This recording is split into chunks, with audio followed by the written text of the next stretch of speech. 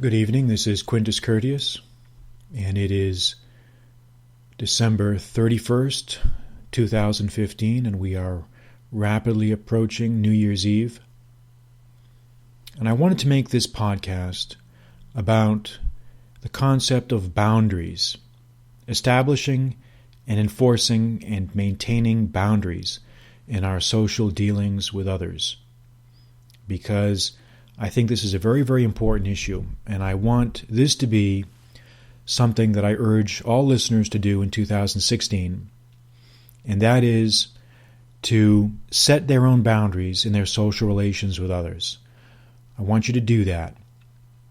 That's going to be one of my New Year's messages to you, the listeners, is to pay strict attention and close attention to enforcing and supporting and maintaining constructive social boundaries with others.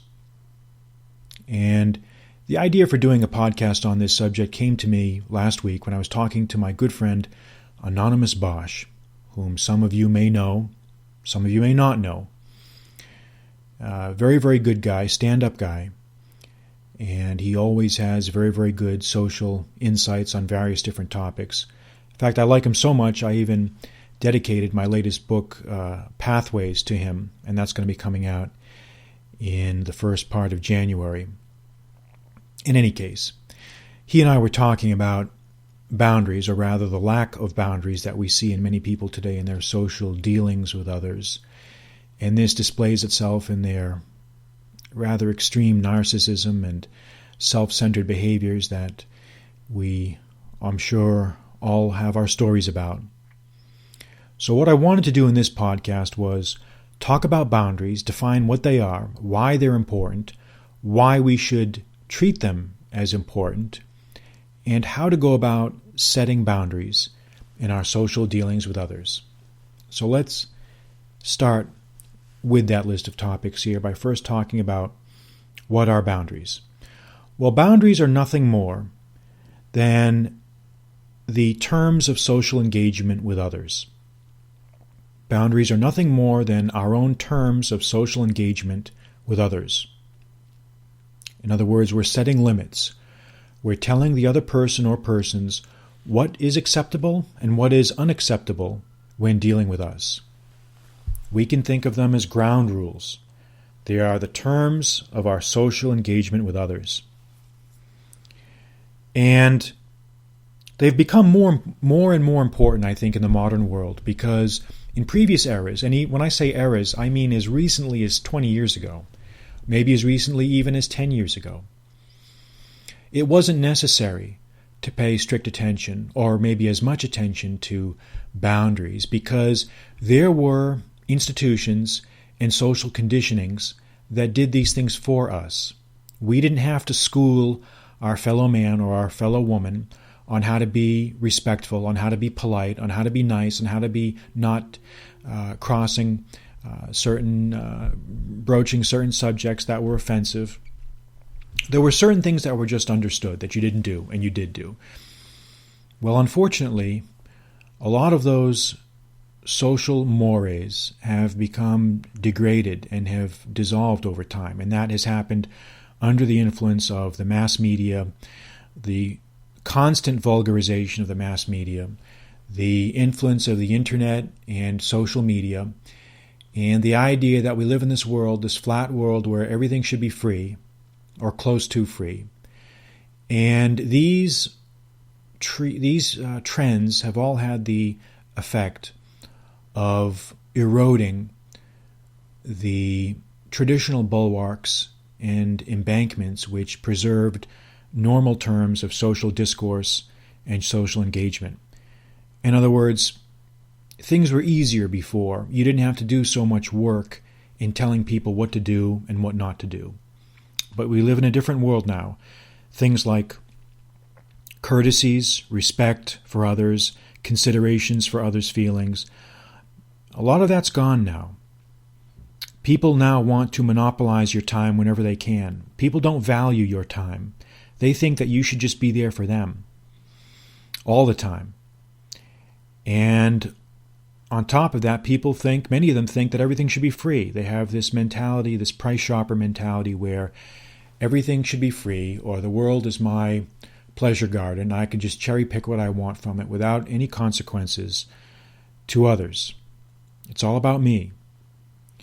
And I really, really liked the analogy that Anonymous Bosch used when I was talking to him.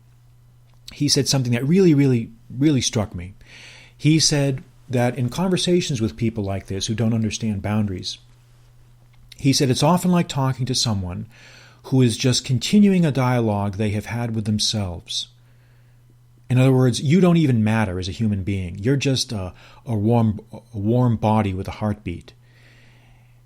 He said it's like these people will just walk into your office or your room or whatever, and they're just like, they'll ask you for something or try to impose some nonsense on you, and they're just oblivious. They're just acting like they're just continuing a dialogue with themselves, except that dialogue has now been projected outwards. So it's disturbing in some ways. It's disturbing when you see unchecked narcissism and self-centeredness in full effect. But unfortunately, that's the world we live in. And that's why I want you in 2016 to make a very concerted effort and to pay strict attention to setting boundaries in your dealings with others. Okay, so we've talked about what boundaries are. We've talked about why they're important. And we've talked about why it's become necessary more and more to set them ourselves. As we said, internet, smartphones, and the constant and ongoing vulgarization of the culture, which appears to have no bottom. If there is a bottom, we certainly haven't reached it yet, and we probably still have a long way to go. So strap yourself in for the barbarization of culture, because it's here, and it's not going away anytime soon. Well, then the question becomes, what do you do? How do you set boundaries with people? And this sounds like an easy question, but it really isn't, because one of the things that prevents us from enforcing our own limits and setting our own boundaries is fear and worry. Because, believe it or not, most of the people that you're going to have to set boundaries with are people that are going to be intimates of one sort or another to you. They're probably going to be family members. They're probably going to be friends. They're probably going to be people that you see on a regular basis, maybe at work or at school or whatever.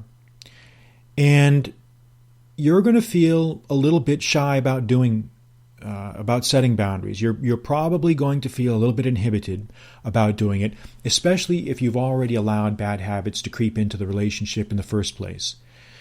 It's always easier to set boundaries at the beginning of a relationship than it is after a course of dealings has already started to happen. Okay, so when you meet someone for the first time, that's the best time to set the boundaries, because if you have already allowed bad habits to fester and to grow, then it becomes that much more difficult. It's almost like dealing with a dog or a horse or a cat, trying to train an animal that's already developed bad habits and had them reinforced by acceptance. But you've got to do it. Otherwise, you're going to be taken advantage of, and you're going to be miserable. You're going to be angry at yourself, and you're going to be angry at the other person. You really should be angry at yourself, because you're the one that's allowing it to happen. Okay? And if you feel that you're being maltreated by others, it's your fault. It's your fault in general, because it is you who has not established the proper course of dealings, and it is you who has not established the boundaries. So just be mindful of that. So what do you do? Well, what you do is very, very simple. What you do is very simple. Whenever you are engaged in dealings with a person and you immediately notice behavior that's unacceptable, you have to correct it on the spot. You need immediate, on-the-spot correctiveness. You have to make on-the-spot corrections. You can't wait till later. You don't send a passive-aggressive email or a text message later. You do it, if you have no other option, you can do it by social media. But if you're dealing with someone that you deal with face-to-face, it's better to use the face-to-face communication than to use something passive-aggressive, or that could be interpreted as passive-aggressive. Okay? And you simply state in no uncertain terms what's acceptable and what's not. It's very simple. Okay? And this type of thing can often come up. Let's just say an example. So say that you are a busy person and you're engaged in work full-time, and you have someone that is trying to get you to do something for free, or is trying to impose work on you. You simply either say, look, I'm going to have to pass on that. I'm not going to be able to do it. Or if you do it, you say, look, I'm going to have to, this is something that if this involves a level of professional expertise, I'm going to have to charge you for it. And you'll be surprised, once you start asking people for money for doing things, you'll be surprised how quickly they'll vanish. You'll be surprised how quickly they will vanish. Okay. Now, I'm not talking about normal, just run-of-the-mill things like house chores and things like that. I'm talking about things that involve real work and that are real impositions on your time that are not reasonable, that are not part of the expected course of dealings. Although I will say, like I said before, boundary settings can involve family members just as much, if not more, than any other type of person that you'll deal with. So you've got to stand up for yourself. If you feel that you're being taken advantage of, if you feel that your time is being imposed on, and if you feel like you're not getting the respect that you deserve, you've got to do something about it. You've got to do something about it. Because people will just ride it out. They're not going to care. They'll just keep using you. So those are the techniques that are there to establish and reinforce boundaries. State what you want to see happen, okay, as I've said, and that's the first thing. And the second thing is to reinforce those boundaries. You can't just set the boundary and then walk away. You can't just establish the boundary and walk away. You've got to reinforce it, okay? And what that means is if you have set a boundary, that doesn't mean you back away from it 2 weeks later. It means that you reinforce it enough times so that the other person gets the idea and the gist of what's happening. And pretty soon, you'll find that a number of things will happen. Either people the people that you've been talking to will suddenly just vanish out of your life, and if so, good riddance, because they were never friends in the first place. Or their behavior will become modified, and you'll feel a lot more relaxed, a lot more happy. And you'll feel better, too, about establishing your own boundaries and having reiterated your own sense of self-esteem. Because it's not about them, it's about you. You're not doing anything impolite. You're not doing anything rude. You're not doing anything to try to hurt anybody. You're simply standing up for yourself. Okay? And you've got to make it clear. Okay? This is not something where you can just rely on passive-aggressive snark or innuendo or mystical mind melding or any of that other nonsense. You've got to state what you mean, and you've got to state it clearly. And if the other person doesn't want to listen or doesn't get it or doesn't like it or protests or tries to make you feel guilty or tries to make you feel bad, you know what? Tough shit. Tough shit. They're going to have to deal with it because they were never friends in the first place, or they never valued your time in the first place, or they never respected you. We've all seen the Heath Ledger portrayal of the Joker in The Dark Knight, and he's got a great quote in there, which everyone has heard. If you're good at something, never do it for free. And there's a lot of truth to that. If you're good at something, never do it for free. If you've got a website, if you've got established an area of expertise in some area, and you can offer your services, and if people try to pimp you out and want something for free over and over and over again, then you've got to establish some sort of boundaries. Okay? Now, I'm not saying you don't. A good part of doing work online and writing and doing other things is offering stuff. Everyone offers content for free. I'm not talking about that. But when people are trying to get you to do work or assume projects or do all sorts of things that take time, okay, especially if you've got more than one job, you've got to establish boundaries. You've got to do it.